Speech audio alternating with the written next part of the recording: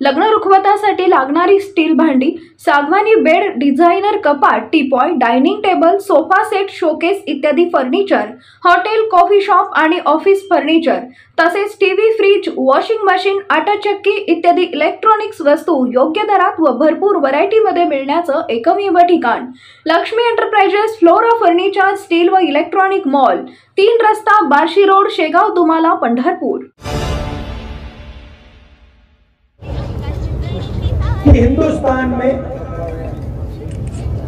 महिला भविष्य की देखभाल करती है। यहां पुरुष बैठे हैं, महिलाएं भी बैठी हैं, देखिए ताली हो जाती है। अब देखिए 21वीं सदी में स्त्री और पुरुष दोनों जॉब करते हैं। सही बात है ना? ठीक है। 8 घंटे की 10 घंटे की जॉब होती है। जॉब के लिए दोनों को पैसे मिलते हैं, मिलते नहीं मिलते? ओ भाई साहब। मगर हिंदुस्तान की महिला 8 घंटे घर से बाहर काम करती है और फिर 8 घंटे घर में काम करती है। सही? मतलब डबल काम करती है आप लोग।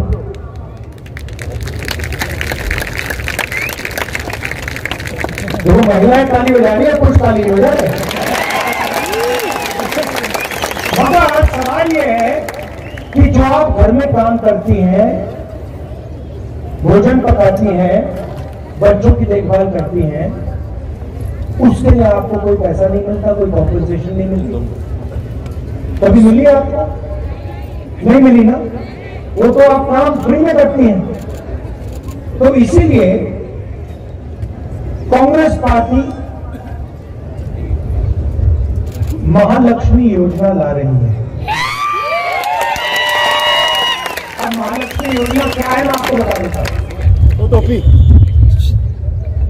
2 मिनट गया लोग हिंदुस्तान के सारे के सारे गरीब परिवारों की लिस्ट बनेगी। हर जात के दलित, ओबीसी, गरीब, जनरल कास्ट लिस्ट बनेगी और उस लिस्ट में से हर परिवार से एक महिला चुनी जाएगी। उसमें बीड़ी वर्कर होंगी, उसमें किसान के परिवार होंगे, उसमें मजदूरों के परिवार होंगे, छोटे कारीगर होंगे और उन महिलाओं को, करोड़ों महिलाओं को कांग्रेस पार्टी साल के 1 लाख रुपए बैंक अकाउंट में डालेगी।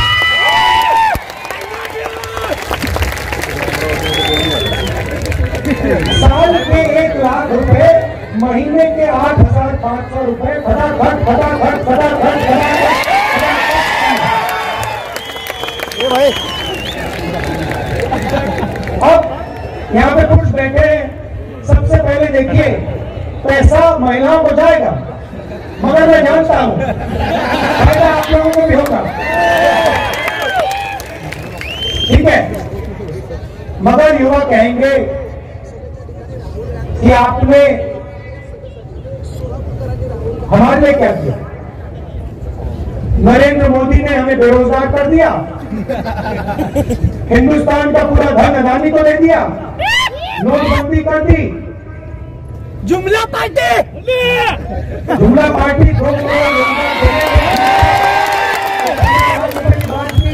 कोविड आया, थाली बनवा दी, पकौड़े बनवा दिए, तो आप क्या करोगे? अब मैं आपको बताता हूं। अमीर घर के बच्चों को, ये जो बड़े बड़े बिजनेस वाले हैं, इनके बच्चों को जॉब मिलने से पहले ये टेम्पररी नौकरी दिलवाते हैं। इसको अप्रेंटिसशिप कहते हैं, इंटर्नशिप कहते हैं। प्राइवेट सेक्टर में, पब्लिक सेक्टर में, सरकार में इनको एक्सपीरियंस के लिए काम दिया जाता है। जैसे अदानी की कंपनी में उसका बेटा काम करता है बिना डिग्री का। मगर यह सुविधा हिंदुस्तान के बेरोजगार युवाओं को नहीं मिलती। सड़क पे आप घूमते हो, रोजगार ढूंढते हो, पिछले 10 साल में नहीं मिला। तो अब हम एक नई योजना ला रहे हैं, अप्रेंटिसशिप का अधिकार। अभी ताली मत हो जाओ, अभी मैंने समझाया नहीं। अप्रेंटिसशिप का अधिकार का मतलब हिंदुस्तान में कोई भी graduate, diploma holder, university graduate, college graduate, इनमें से कोई भी सरकार से यह अधिकार मांग पाएगा। और जिस दिन उसने यह अधिकार मांगा, उस दिन सरकार को उसे पहली साल की नौकरी पक्की करके, गारंटी करके देनी पड़ेगी। जैसे मनरेगा में जॉब मांगा जा सकता है, काम मांगा जा सकता है, मगर मना नहीं किया जा सकता, वैसे ही हिंदुस्तान के ग्रेजुएट्स को पहली साल की नौकरी पक्की। अब पहली साल की नौकरी में क्या होगा और कहां होगी नौकरी? पब्लिक सेक्टर यूनिट्स में, HAL, BHEL, Indian oil, Hindustan petroleum, private कंपनियों में, सरकारी ऑफिसेज में, सरकारी अस्पतालों में ये नौकरियां दी जाएंगी। करोड़ों युवाओं की ट्रेनिंग होगी 1 साल की, और उस साल के लिए 1 लाख रुपए युवा के बैंक अकाउंट में जाएगा। 8,500 रुपए महीने के, 1 लाख रुपए साल के हर ग्रेजुएट के बैंक अकाउंट में कांग्रेस पार्टी डालने जा रही है। तो इस प्रकार से हम करोड़ों लाखपति बनाने जा रहे हैं। अब यहां किसान बैठे हैं, इन दोनों योजनाओं का आपका फायदा होगा, मगर हम वहां नहीं रुके। आपने नरेंद्र मोदी से 2 चीजें मांगी, कर्जा माफी और कानूनी मिनिमम सपोर्ट प्राइस। हर किसान जानता है कि जब उसे अपनी फसल बेचनी पड़ती है तो जादू से फसल का दाम गिर जाता है। जादू से फसल दाम गिर जाता है और किसान को कभी भी सही दाम नहीं मिलता। बाकी लोग अपना प्रोडक्ट बेचें, उनको सही दाम मिलता है। कोई टूथपेस्ट बेचता है, कोई जूस बेचता है, कोई कुछ और बेचता है, चिप्स का पैकेट बेचता है, उसको सही दाम मिलता है। मगर जो इस देश की रीढ़ की हड्डी है, जो 24 घंटा खून पसीना देता है, उसे सही दाम नहीं मिलता। तो हमने 2 काम किसानों के किए हैं, करने जा रहे हैं। पहला काम, हिंदुस्तान के किसानों का हम कर्जा माफ करेंगे। ये अभी आप ताली जल्दी बजा गए। ये कर्जा माफी ये शुरुआत है, मगर हम सिर्फ कर्जा माफी नहीं करेंगे, हम किसानों के लिए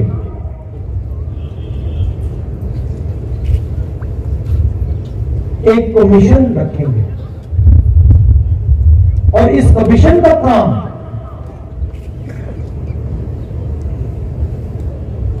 जब भी भी किसानों को कर्जा माफी की जरूरत होगी, ये कमीशन सरकार को कहेगा और सरकार किसानों का कर्जा माफ करेगी। एक बार नहीं, जितनी बार आपको कर्जा माफी की जरूरत होगी उतनी बार ये कमीशन कर्जा माफी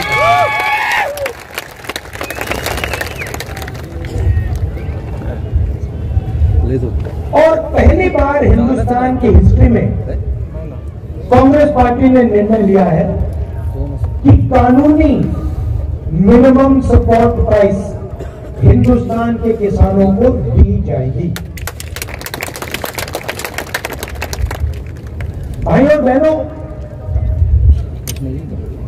न्याय होना चाहिए। नरेंद्र मोदी जी ने हिंदुस्तान को अन्याय का कैपिटल बना दिया है। हर गरीब जानता है कि जितना अन्याय आज हिंदुस्तान में हो रहा है उतना शायद पहले कभी नहीं हुआ, अंग्रेजों के समय भी नहीं था। मैं सिर्फ एक बात कह रहा हूं,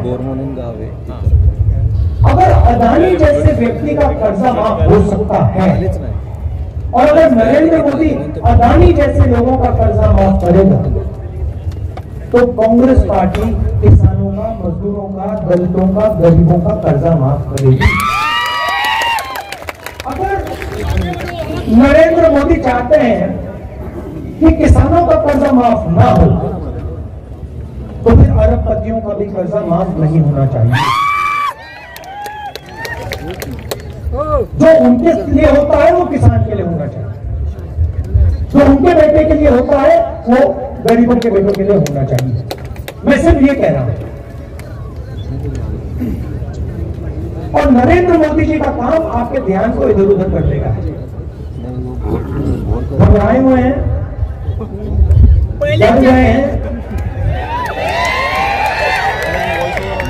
क्योंकि जानते हैं पहला चरण खत्म, इलेक्शन हाथ से जा रहा है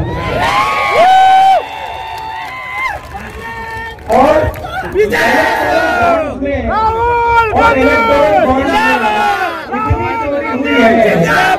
इतनी चोरी हुई है लूटमार कि इलेक्शन के बाद उनकी मुश्किल हो जाएगी। तो घबराहट में है तो एक के बाद एक जुमला पार्टी अब की बार तड़ीपार। वो जानते हैं कि हिंदुस्तान की जनता बात समझ गई है। वो जानते हैं कि हिंदुस्तान की जनता इस चुनाव में संविधान की रक्षा करने के लिए खड़ी हो गई है और वो जानते हैं कि हिंदुस्तान की जनता समझ गई है कि नरेंद्र मोदी जी अरबपतियों के नेता हैं, गरीबों के नहीं। और आखिरी बात आपको कहना चाहता हूं,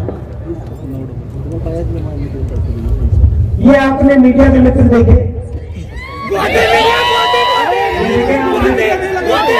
काले चश्मे पहने स्माइल कर रहे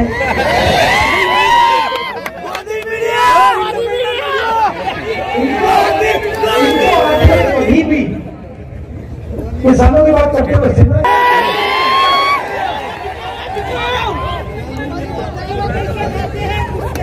कोई मतलब मजदूर मर जाए, भूखा मर जाए, कभी आपने टीवी पे देखा? कभी भी नहीं। कभी आपने इनके एंकरों को बेरोजगारी के बारे में बोलते हुए देखा? किसानों के बारे में ना।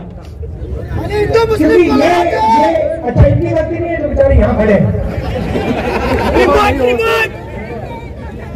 इनकी गलती नहीं क्योंकि इनका कंट्रोलर ऊपर है, ऊपर है। ये बेचारे सैलरी लेते हैं, इनको भी थोड़ा घर चलाना है तो इनकी गलती नहीं है। नहीं सर, हम आजाद पत्रकार हैं। हम आजाद पत्रकार हैं। फ्रीलांस है, फ्रीलांस। हम आजाद पत्रकार हैं, आजाद। एक दो आजाद हो सकते हैं,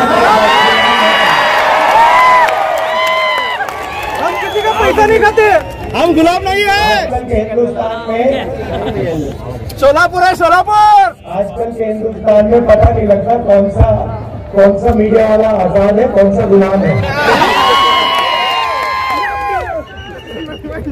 तो ये आधी बातें कभी करते नहीं है। तो मैंने एक बात चेक की, मैंने कहा देखो देखते हैं, तो ये जो मीडिया कंपनीज है ना, इनके मालिकों की मैंने लिस्ट निकाली। मैंने कहा मैं देखता हूँ ये है कौन लोग, बड़े बड़े लोग, उनकी लिस्ट निकाली और इनके जो एंकर्स हैं रूबी का लाखन गोदी मीडिया नाम आप जानते हो, उनकी लिस्ट निकाली। और आप हैरान हो जाओगे, लिस्ट में एक दलित नहीं था, एक आदिवासी नहीं था, एक ओबीसी नहीं था,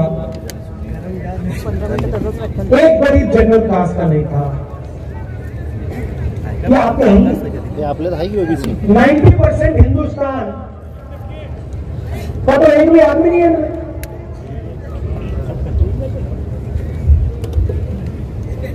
पिछड़े वर्ग के कितने लोग हैं हिंदुस्तान? 5%। क्यों हो गए सब? अच्छा, हिंदुस्तान में दलित कितने? 15%। आदिवासी कितने? 8%। पिछड़े वर्ग के लोग कितने? कोई नहीं जानता, मगर कम से कम 50%, कम से कम 50, 15 और 8 कितने हुए?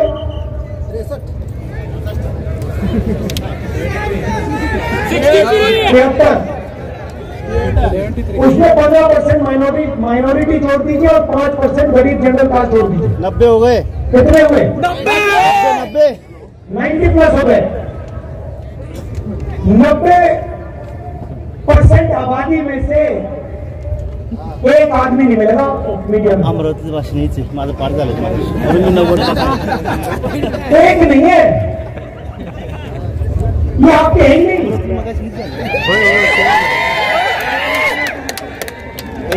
ये अदानी के हैं, ये मोदी के हैं, ये अंबानी के हैं। ये आपकी बात थोड़ी करेंगे। अच्छा ठीक है, मीडिया छोड़ो। हिंदुस्तान की सबसे बड़ी 200 कंपनी की लिस्ट निकाली मैंने, उसमें बता दो, उस लिस्ट में उनकी मालिकों की लिस्ट में मुझे बता दो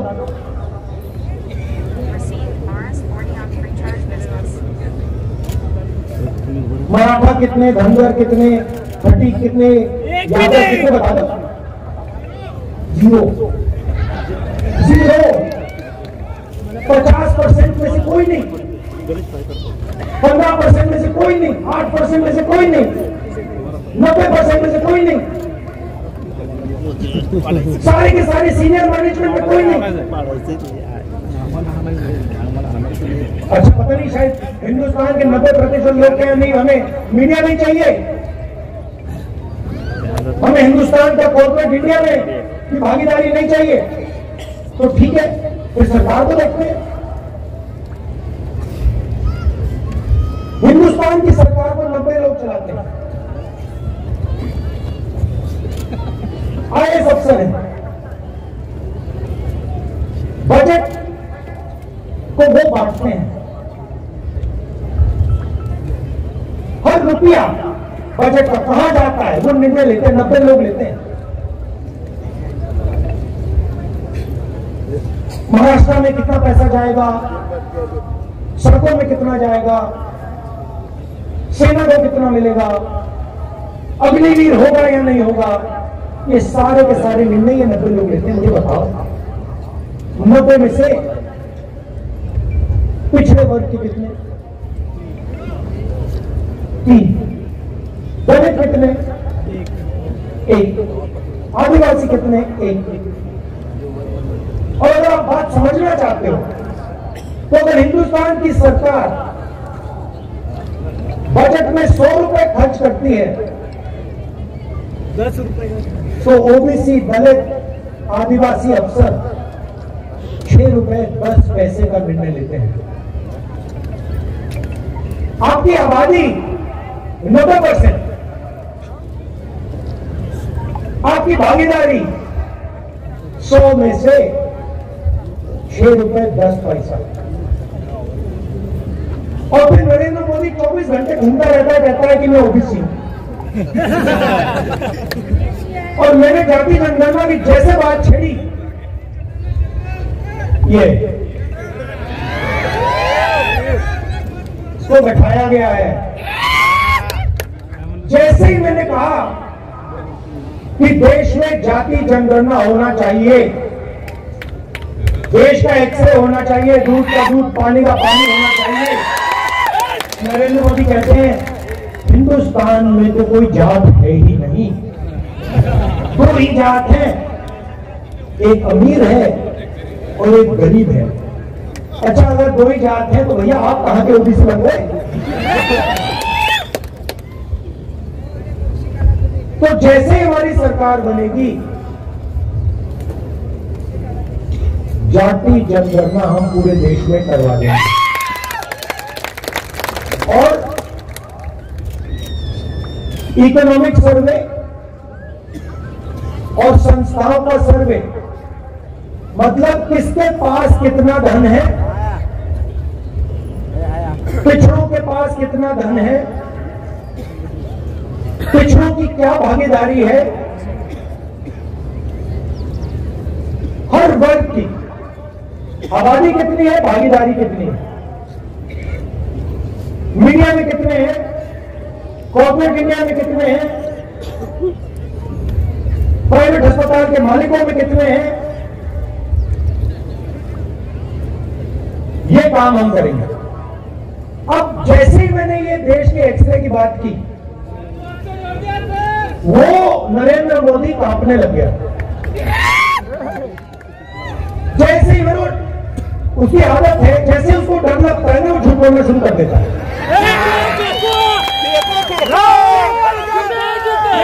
डर लगता है, कभी चाइना की बात करेगा, तो एक के बाद एक झूठ बोल रहा है, जुमला। मगर इस बार नहीं निकल पाएगा। चाय भेजने, भेज दो चाय भेजने। पता नहीं आपने सुना नहीं सुना, तड़ी पार वो एक योजना लाए,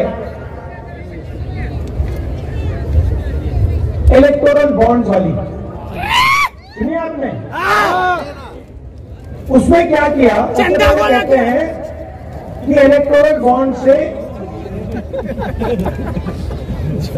हिंदुस्तान में जो भ्रष्टाचार है वो खत्म होगा। और फिर क्या किया, कहते हैं कि जो भी पैसा देना चाहता है किसी भी राजनीतिक पार्टी को, बिना नाम दिखाए पैसा दे सकता है। सुप्रीम कोर्ट ने कहा भैया ये तो कानूनी नहीं है, इसको रद्द करो।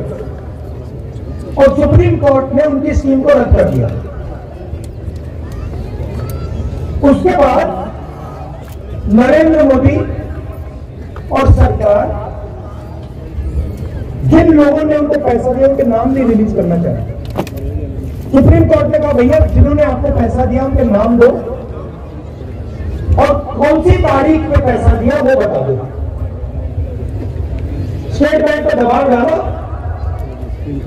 वो ये इंफॉर्मेशन रिलीज ही नहीं कर रहे थे। फिर इंफॉर्मेशन रिलीज होती है, पता लगा एक दिन किसी कंपनी पे सीबीआई की रेड होती है, कुछ ही दिन बाद वही कंपनी बीजेपी को करोड़ों रुपए देती है, सीबीआई की इंक्वायरी खत्म हो जाती है। धंधा लो बड़ा कॉन्ट्रैक्ट दिया जाता है, हजारों करोड़ रुपए का कॉन्ट्रैक्ट दिया जाता है और कॉन्ट्रैक्ट मिलने के 10-15 दिन बाद टक्केवारी वो कंपनी बीजेपी को हजारों करोड़ रुपए पकड़ा दी।